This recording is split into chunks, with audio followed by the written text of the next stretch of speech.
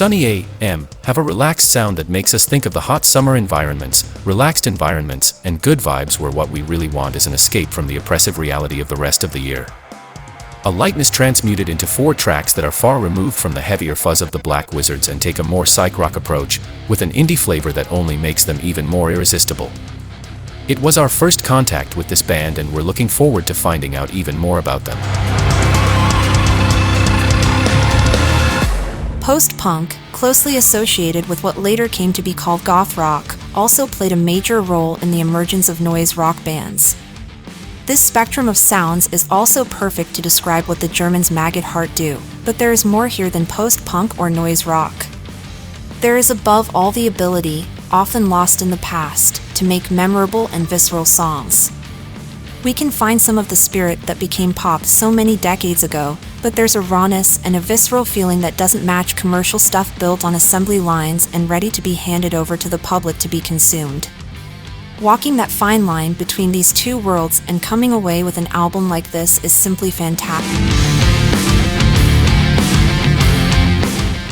I confess that Deathstars, when they first appeared, never managed to captivate me in any way. Their mix of industrial and gothic, although well done, never managed to sound refreshing. To my ears, of course. However, after all these years, what is our impression of their sound? Not very different. They continue to mix the two worlds, with goth being the most visible face. And if the formula doesn't change, and it couldn't change either, how can we create enthusiasm for Everything Destroys You? A task that proves to be quite simple, especially once we have a collection of songs that sound like classics and even raise the bar a little higher in terms of our expectations. It's nostalgic but full of songs and melodies that will easily captivate anyone who likes a mixture of goth and metal, and yes, we have the metal rib represented here. For those who have never been captivated by Deathstars, it took this album after so many years to have that effect.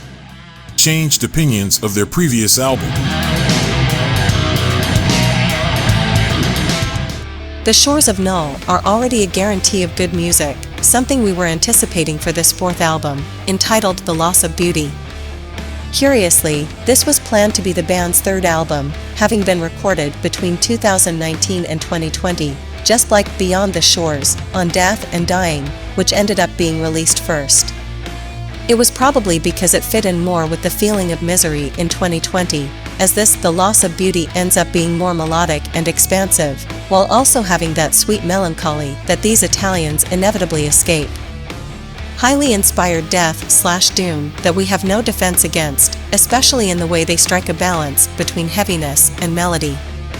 One of the albums of the year in this style. This was a nice surprise. For those who don't speak Portuguese, it may be difficult to understand the charm of this proposal, as they are the only Portuguese band to sing in Mirandese, a language spoken by only a few thousand people in Portugal. The lyrics are really the strong point, themes that draw on humor to present everyday situations of those who live in the interior of Portugal. Musically, it's somewhere between rock and hard rock, with a very cohesive sound courtesy of Blind and Lost Studios owned by Guilhermino Martins from Sarabolho that can be heard very well, even by those who don't understand Portuguese. Good melodies, good songs, and rock taking a unique path and proving that it is a genre that adapts to all traditions and culture.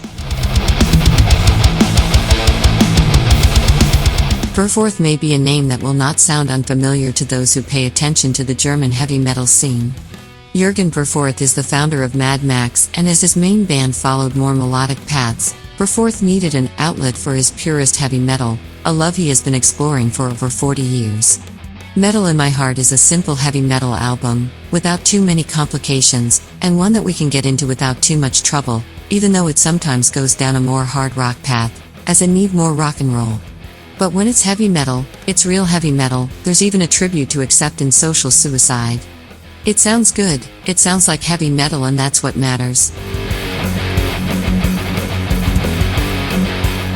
I'm back for the 3rd album by Italians Damn Freaks, and by now we know what to expect. Rock is hard rock full of quality that doesn't disappoint at all.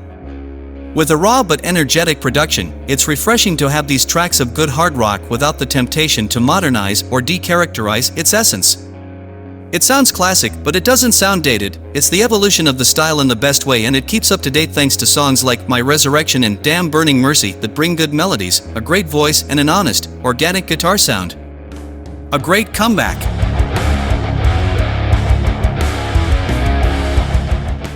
Vomitory, perhaps one of the most underrated names in Swedish death metal. The band has a checkered history of instability, and this is their long-awaited comeback album. And it doesn't disappoint expectations at all. Without much invention, we have death metal, powerful and to the point. 40 one-dimensional minutes that still sound refreshing. It won't have the same impact on the genre as their first albums, but it has everything it takes to win over a whole new generation of fans, as well as easily captivating those who have been waiting for this moment. Raped, Strangled, Sodomized, Dead is one example of how their death metal is stronger than ever. Welcome back, guys.